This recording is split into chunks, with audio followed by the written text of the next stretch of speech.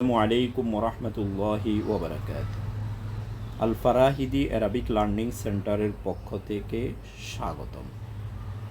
18তম আরবি প্রভাষক ভাইভাতে আমাদেরকে আরবিতে যে ধরনের কোশ্চেনগুলো করতে পারে সম্ভাব্য সেই কোশ্চেনগুলো নিয়ে আজকে এই ভিডিওতে আমরা আলোচনা করব। স্ক্রিনে আপনারা দেখতে পাচ্ছেন আমরা সেই প্রশ্নগুলো, যে প্রশ্নগুলো সরাসরি আমাদেরকে আরবিতে করা হতে পারে, তো সেগুলোর আমরা বাংলা লিখে দিয়েছি। পাশাপাশি আমরা উত্তরগুলোও লিখেছি আরবিতে এবং তার পাশে বাংলা অনুবাদ লিখে দিয়েছি। তো আমরা এগুলো নিয়ে আজকে একটু আলোচনা করব। আমাদেরকে জিজ্ঞেস করা হতে পারে যে মাসমুক আপনার নাম কি। তো এটি আমাদেরকে আরবিতে কোশ্চেন করতে পারে, সুতরাং আমাদেরকে উত্তরও দিতে হবে আরবি। যেই সকল কোশ্চেন আমাদেরকে বাংলায় করা হয় তার উত্তর দিব আমরা বাংলায়, যেগুলো আমাদেরকে করা হয় আরবিতে সেগুলোর উত্তর দিতে হবে আরবিতে, যেগুলো আমাদেরকে করা হয় ইংলিশে সেগুলোর উত্তরও আমাদেরকে ইংলিশে দিতে হবে। এটি হচ্ছে নিয়ম। তবে আমাদেরকে যদি বাংলায় কোশ্চেন করে যে আপনি জুলাই বিপ্লব সম্পর্কে আরবিতে কয়েকটি বাক্য বলুন, এখানে কিন্তু আমাদের প্রশ্নেই আমাদেরকে বলে দিচ্ছে আরবিতে বলার জন্যে, সুতরাং ওখানে তো আরবি বলতে হবে। তো সাধারণত নিয়ম হচ্ছে বাংলা, আরবি, ইংলিশ যেই ভাষায় কোশ্চেন করে উত্তরও সেই ভাষায় হবে। তো আমাদেরকে এইভাবে কোশ্চেন করতে পারে, মাসমুক আপনার নাম কি। আমরা উত্তর দিব ইসমি শরীফুল ইসলাম, যে আমার নাম শরীফুল ইসলাম, আমার নাম মুআজ্জম ইসলাম, এই ধরনের। আবার আমাদেরকে কোশ্চেন করতে পারে মাসমু আবিক আপনার পিতার নাম কি। উত্তর হবে আমার পিতার নাম ইসমু আবি আব্দুল মান্নান। এটা আমরা উদাহরণস্বরূপ এখানে একটি লিখেছি, আপনি আপনার পিতার নাম বলবেন। 3 নাম্বার আমাদেরকে কোশ্চেন করতে পারে মাসমু মুহাফাজাতিক আপনার জেলার নাম কি। মাসমু মুহাফাজাতিক আপনার জেলার নাম কি। অথবা বলতে পারে এই সেম কোশ্চেনটে আমাদেরকে অন্য শব্দে বলতে পারে মিন আইয়াতি মুহাফাজাতিন আনতা। মিন আইয়াতি মুহাফাজাতিন আনতা, আপনি কোন জেলার লোক। তো আমরা উত্তর দিব ইসমু মুহাফাজাতি ঢাকা, অথবা আনা মিন মুহাফাজাতি ঢাকা। মানে প্রথম শব্দগুলো দিয়ে যদি আমাদেরকে প্রশ্ন করে মাসমু মুহাফাজাতিক, তখন আমরা বলবো ইসমু মুহাফাজাতি ঢাকা। আর যদি আমাদেরকে ওই শব্দে কোশ্চেন করে মিন আইয়াতি মুহাফাজাতিন আন্ত, আপনি কোন জেলা থেকে, তাহলে আমরা উত্তর দিব আনা মিন মুহাফাজাতি ঢাকা, অথবা আনা মিন মুহাফাজাতি কুমিল্লা, জাদপুর, এভাবে।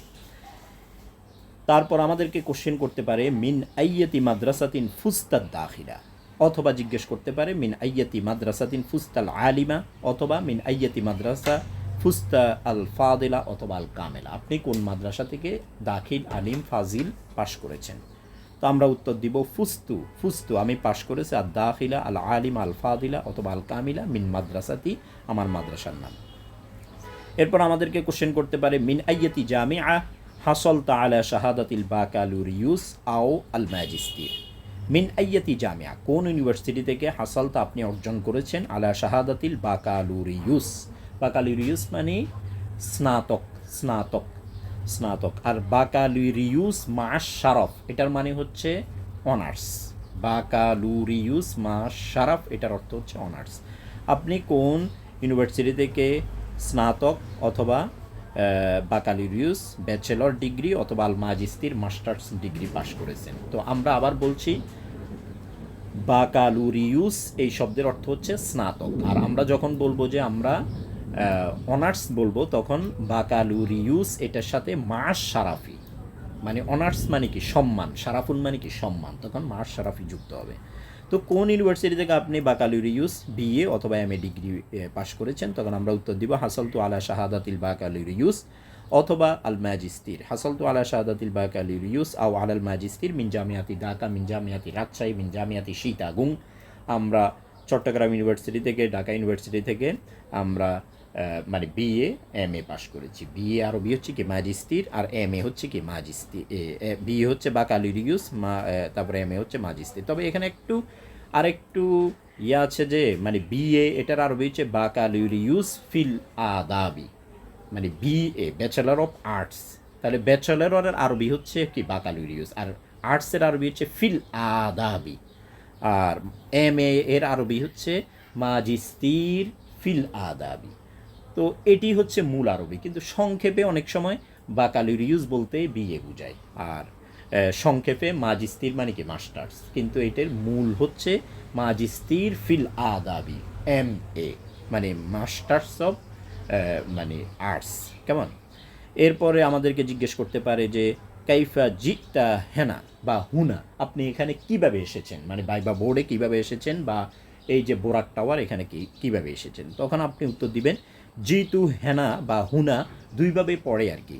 যেহেতু হুনা আমি এখানে এসেছি বিল হাফিলা বাসের মাধ্যমে, বাস যোগে, বিল রিক্সা রিক্সা যোগে, বিদ্যার রজাতি নারিয়া মোটরসাইকেল যোগে। সাধারণত বাস বলবো আর কি, সহজটা আমরা বলবো, যদিও আমি মোটরসাইকেলে আসি, যদিও আমি হেঁটে আসি, সহজ একটা বলবো আর কি। আমি বলবো যে জিতু হুনা বিল হাফেলা। এরপরে আপনাকে জিজ্ঞেস করতে পারে মা দা ইয়া আমালু আবুকা, মা দা ইয়া আমালু আবুকা, আপনার পিতা কি করেন। অথবা জিজ্ঞেস করতে পারে মা মিহিনাতু আবিকা, আপনার পিতার পেশা কি। মা মিহিনাতু আবিক, আপনার পিতার পেশা কি। উত্তর দিবেন যে ইয়া আমালু আবি ফাল্লাহান, আমার বাবা কাজ করে ফাল্লাহান কৃষক হিসাবে, আমার বাবা কৃষক। এটা বলবেন যে আবি ফাল্লাহুন, অথবা বলবে ইয়া আমালু আবি ফাল্লাহান মুআল্লিমান, শিক্ষক হিসাবে, তাজিরান ব্যবসায়ী হিসাবে, মুআজ্জফান হুকুমিয়ান সরকারি চাকরিজীবী হিসাবে। অথবা ওই যে পরের যেই সিস্টেম, মানে পরের যেই শব্দমালা, এটি দিয়ে যদি প্রশ্ন করে মা মিহিনাতু আবিক, আপনার বাবার পেশা কি, তখন আপনি বলবেন যে আবি ফাল্লাহুন, আবি মুআল্লিমুন, আবি তাজিরুন, আবি মুআজ্জফুন হুকুমিয়ান। তো এই হচ্ছে মোটামুটি যে আরবি সাধারণত কোশ্চেনগুলো করে।